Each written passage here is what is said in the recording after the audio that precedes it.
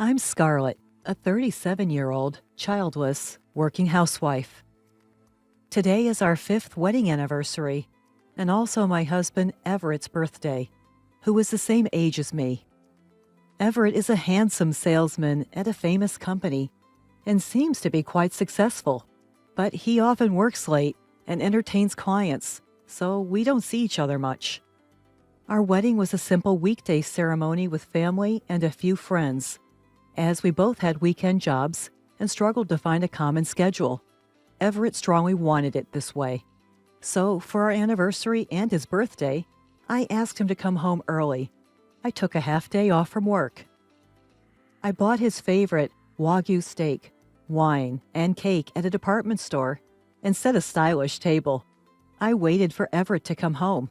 However, despite my insistence on coming home early, he didn't return. I received a single email saying he had urgent work and would stay at the office. Disappointed, but understanding it was work, I cleaned up the dinner and went to bed, feeling a little doubtful since he had said he wasn't that busy. The next morning, I went to work as usual, and my messages to his phone went unread. No response to my calls either. Worried, I called his office and was shocked to learn he had resigned the day before and apparently found a job in a neighboring prefecture. I hadn't heard a word about this. I rushed home and saw his shoes at the entrance. I burst into his room to find him packing his belongings in a suitcase. "What's going on?" In my surprise, I opened my eyes wide and asked him that, and he said, "What, you already found out?" while clicking his tongue and handing over the divorce papers. "What's going on?" With cold eyes, he repeated my question and said, "Let's get a divorce." "Why? What for?" "I'm fed up with you not fulfilling your role as a wife. You prioritize work, don't cook, do laundry once a week, and the room is dusty. I don't need a wife like that." "Wait a minute. For the past 2 years, I made dinner and waited, but you always said you had eaten and didn't eat it. That's why I stopped cooking." "Still, it's a wife's duty to cook and wait. Besides, your cooking is terrible, so I started eating out." At the beginning of our marriage, he used to say my cooking was great. I shuddered at his cold voice and argued that we had agreed when we got married that I would do the laundry and cleaning on my days off, Wednesdays and Thursdays. But he just rolled his eyes and said, "So, I should put up with a dirty room from Friday to Tuesday? That's a joke." "What happened to you all of a sudden?" "I never thought you wouldn't quit your job even after 5 years of marriage. When I got a job offer, I thought it was a good opportunity." "A good opportunity to divorce?" Everett never complained about my work or housekeeping, and there was no sign of him wanting a divorce. "Well, you never noticed how dissatisfied I was. I don't need a wife like that. I rented an apartment near my new job, so I won't be coming back to this room." With that, he pushed me aside, standing in front of the door, and left the house with his suitcase.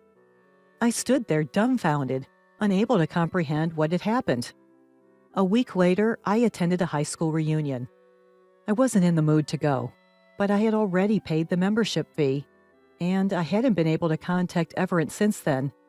I was feeling frustrated every day, so I thought it might be a good change of pace. When I went, there were divorced and single mothers among my classmates, and everyone was living strong lives. Until then, I had only hoped for an improvement in my relationship with Everett. But when I thought about it, if we reconciled, I would have to follow him to his new job location. If that were the case, it would be impossible to stay at my current job considering the daily commute, even though it's just in the neighboring prefecture. On the other hand, after working for 17 years since graduating from junior college and receiving a decent salary, it would be almost impossible to earn the same income in the new location. Everett had completely rejected me, and I began to think maybe I should give up. What made it definitive was a phone call from Everett urging me to move. We had been living in a rented apartment, and Everett was a tenant. The lease renewal period was approaching, and it seemed the real estate agent had contacted Everett.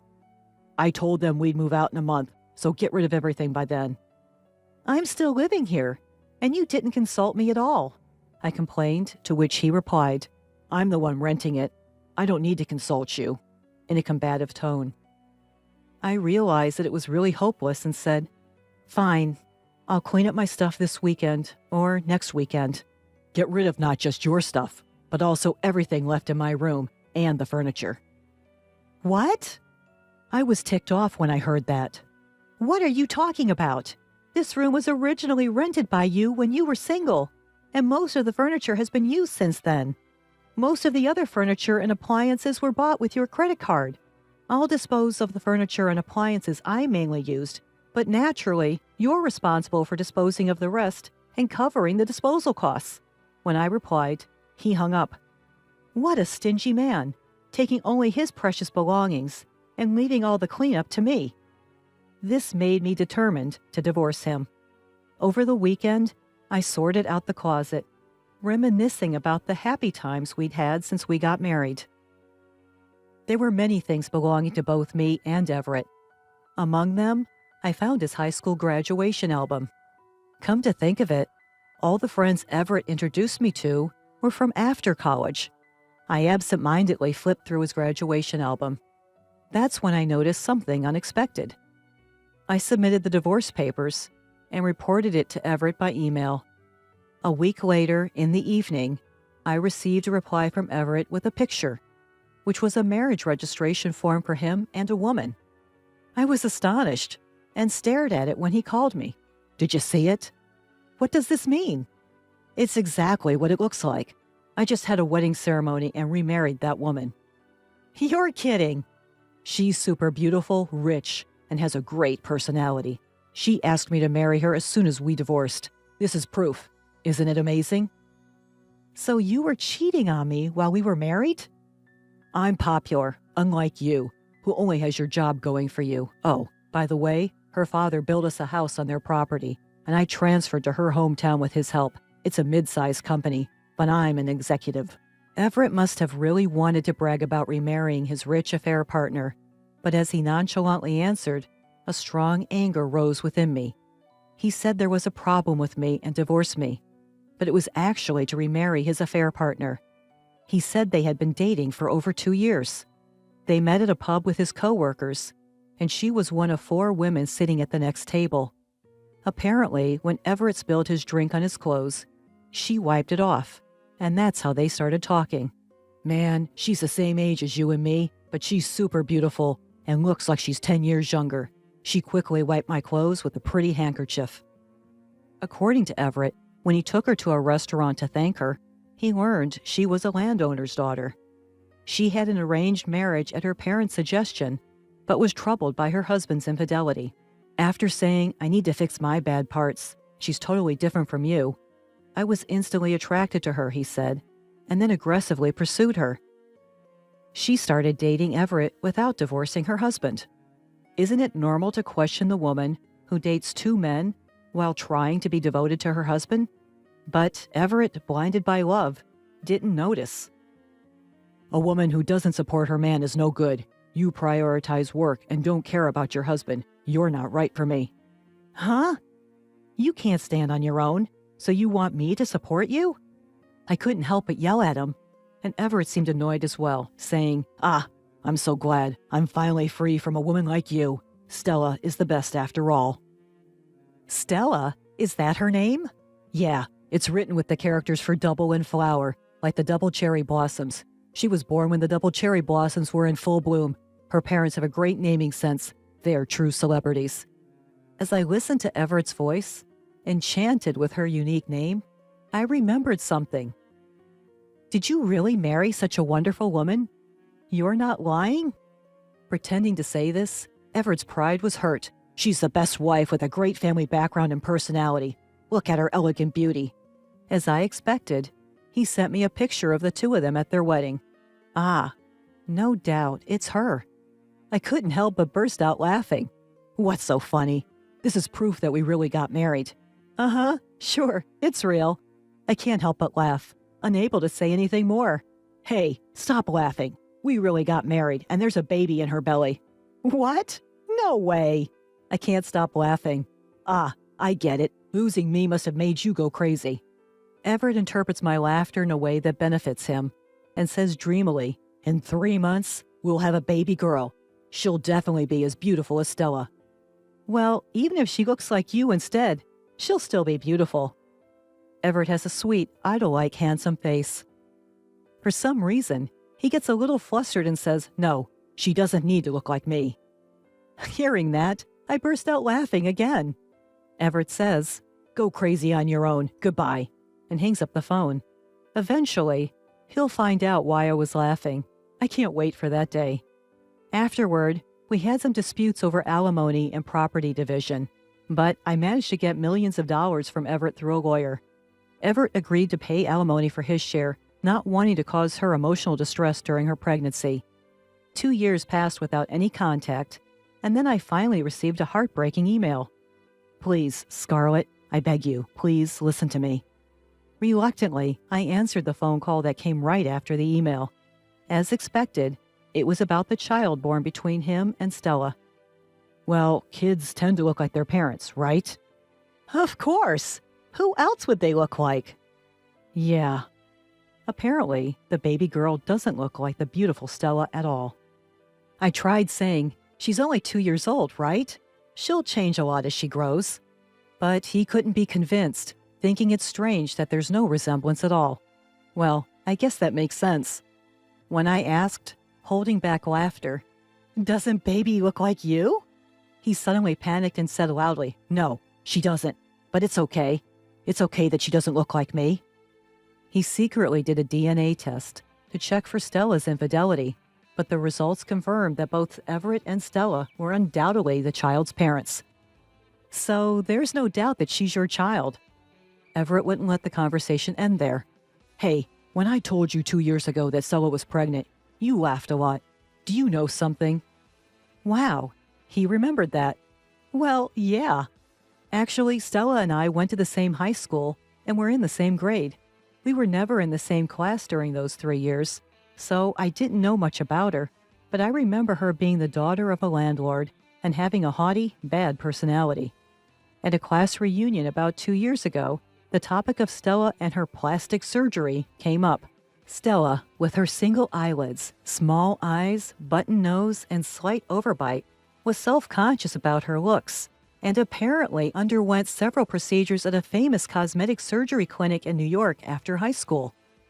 She didn't attend the reunion, so I couldn't see her face, but a friend later sent me before and after pictures of her. American cosmetic surgery is amazing. When I told Everett about this, he didn't believe me at first, but then realized that he'd never seen any childhood or graduation album photos of her. Was I deceived? Damn it! Stella acted all meek while we were dating, but it turns out she cheated on me multiple times and got divorced. She's been sued for alimony by several of her ex-husband's wives. I'm going to confront her. Maybe you shouldn't. Huh? Why not? Well, the child doesn't look like you either, right? Usually, girls are said to resemble their fathers. When I said that, Everett was at a loss for words. She can't look like you. You've had plastic surgery too. How did you? When I moved out of the apartment we lived in 2 years ago, I found your high school graduation album. You looked like a completely different person, so I was shocked.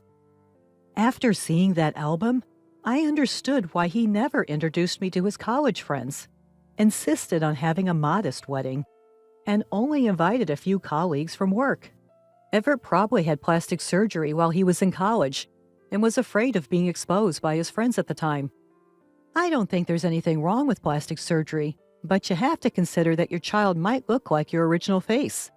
What should I do? What do you mean, what should you do? Just be a normal father. The results showed that the child is definitely yours. With that, I hung up the phone and blocked his number and email address. He's such a narrow-minded man, just because the child's face isn't what he wanted. A year later, a friend with a child the same age as Everett's showed me a picture of her child entering kindergarten, and the child was adorable. The child simply didn't resemble the current Stella or Everett. But according to my friend who became friends with Stella, Stella also expected her child to look like Everett after his surgery. My friend has to listen to her complain almost daily, saying I shouldn't have given birth to such a child. Seriously, they're the worst couple ever. And it seems Everett cheated again, so my friend even got divorce advice from Stella. Everett is such an idiot. If he ends up divorcing Stella, he'll have to pay alimony and child support. Plus, since Stella is a rich lady, there's no telling how much money she could get if she hires a skilled lawyer. Furthermore, according to my friend who became friends with Stella, even the local kids know about her plastic surgery, and her daughter is being excluded at kindergarten, being told, "Your mom is actually ugly." It's a relief that Stella's parents seem to love their granddaughter, but it's really sad for the child. Well, it's none of my business anyway. As for me, I managed to rent an apartment in a convenient location for commuting. Now that the distance is shorter, I can do cleaning and laundry after I get home, and I can spend my days off entirely on my own interests.